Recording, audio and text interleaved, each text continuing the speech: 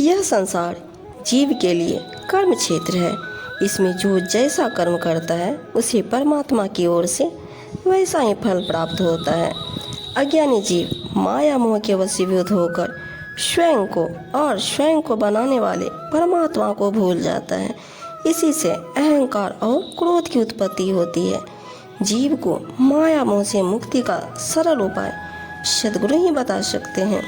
सद्गुरु ही जीव को भवसागर से पार उतरने का उपाय, परम आनंद प्राप्त करने और परमात्मा से मिलन की राह बता सकते हैं।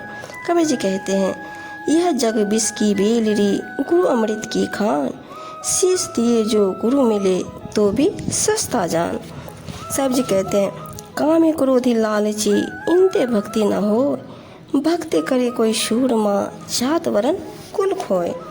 जगदीनता ने सृष्टि का सृजन अपने भक्तों के लिए ही किया है और भगवत भक्ति से ही मोक्ष की प्राप्ति होती। भक्ति नहीं तो शक्ति नहीं, शक्ति नहीं तो सृष्टि नहीं, अर्थात सृष्टि का मूल भक्ति ही है। यह भक्तों से है, भक्तों के लिए है और भक्तों के द्वारा है।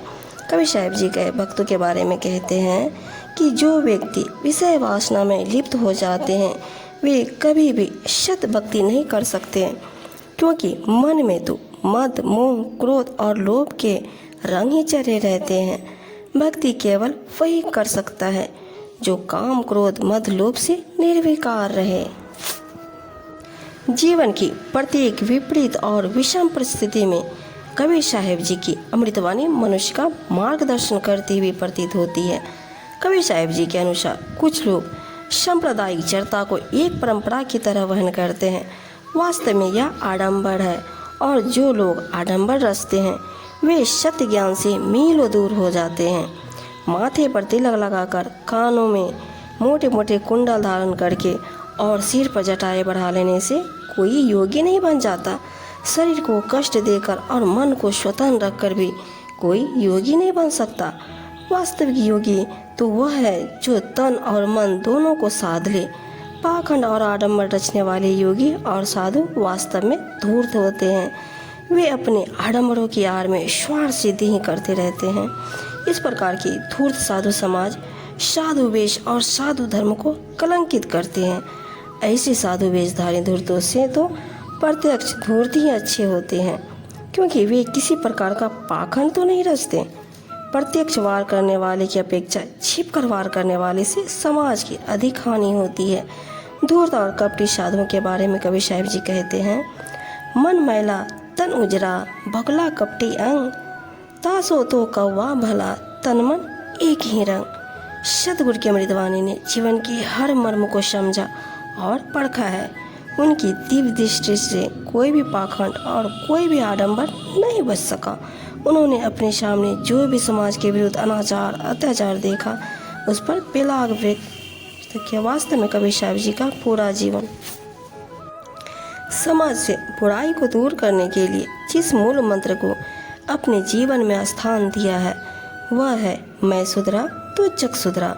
मैं को सुधारने के लिए जरूरी है कि कोई इस मैं का व्यापक रूप में अर्थ बताए, बोध कराए। जो व्यक्ति मैं का बोध करा सकता है वही गुरु है और संसार का कोई कार्य बिना गुरु मंत्र और गुरु दीक्षा के सफल नहीं हो सकता। गुरु ही माया मोह मद क्रोध और राग द्वेष से मुक्ति दिला सकता है। वही भव बाधा को पार कराने वाला है। गुरु की महिमा अपरंपार है। यदि गुरु और भगवान कहीं एक साथ प्रकट हो जाए तो सर्वप्रथम गुरु की ही वंदना करनी चाहिए, क्योंकि सद्गुरु के ज्ञान प्रदान करने से ही भगवान के दर्शन संभव होते हैं। सद्गुरुदेव जी अपनी साखी में कहते हैं, भेदी लिया सात करी, दीना वस्तु लखाए, कोटि जन्म का पंथ था, पल में पहुंचा जाए। कहते हैं, छुपी हुई गुप्त वस्तु को केवल भेदी ही दिखा सकता है, अनजान तो केवल भटका ही सकता है। सतगुरु महाराज जी आत्म साक्षात्कार के भेदी हैं, जो शिष्य को अपनी ज्ञान युक्ति से परख सकते हैं और वे ही शिष्य को आत्म साक्षात्कार करा सकते हैं। करोड़ों जन्मों का जो रास्ता था वह उन्होंने पल भर में पार करा दिया, अर्थात जीव का जन्म जन्मांतरों का उद्देश्य था उसे पूरा करा दिया। गुरु नारायण रूप है, गुरु ज्ञान को घाट, सतगुरु वचन प्रताप सो मन के मीठे उचाट। साहिब जी कहते हैं गुरु साक्षात श्री नारायण का ही रूप है, गुरु ज्ञान के सागर का घाट है, जहाँ पर मैले चित्त को धोया जाता है। ऐसे सतगुरु के वचन वाणी की शक्ति से मन के सब विकार दूर हो जाते हैं तथा व्यथित